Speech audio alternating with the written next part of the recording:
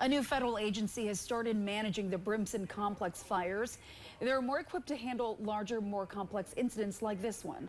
When we spoke to them earlier, a leader from the team said even though they're managing the two as a one complex, there are still two separate fires. The team explains why Jenkins Creek is now the larger blaze, even though it's burned for a shorter time than Camp House. Not because of their proximity, but I think one probably took a little bit more wind off the lake than the other. So weather and fuels followed by the terrain are the three things that really dictate how a fire is going to burn and what direction it's going to go in. The new agency is equipped with all their own staff, those in strategy as well as those on the ground.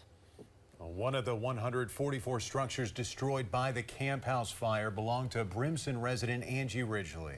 The fire took her home of more than 30 years, her car and all of her belongings, as you can see in these photos. After seeing smoke across the road from her property on Sunday, Ridgely called 911. Her 21-year-old grandson happened to be there at the home and drove her and her two young grandchildren living with her to a hotel. They stayed there for the night and returned Monday morning to grab some more clothing and her late husband's ashes. Less than an hour and a half later, her house was gone. I told him this isn't my place. It's not my house. There wasn't a house there. There's shells of vehicles. I got pictures and I had to go. Ridgely is currently staying at a trailer in Duluth owned by her parents. Her family has started a GoFundMe to help rebuild. We have that link right now on our website.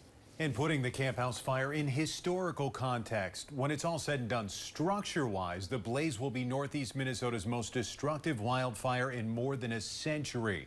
Here's a look at other major fires in recent history. You have 2007's Ham Lake fire along the Gunflint Trail. It destroyed 133 buildings on the Minnesota side of the border. 2011's Pagami Creek fire burned a massive area, but almost entirely in the boundary waters and therefore no structures. And then in 2021, you'll remember the Greenwood fire. It destroyed 69 structures near Isabella, and that means with 144 buildings already burned, the Camp House fire is now the most damaging wildfire in Northeast Minnesota since the infamous Cloquet Moose Lake fire of 1918.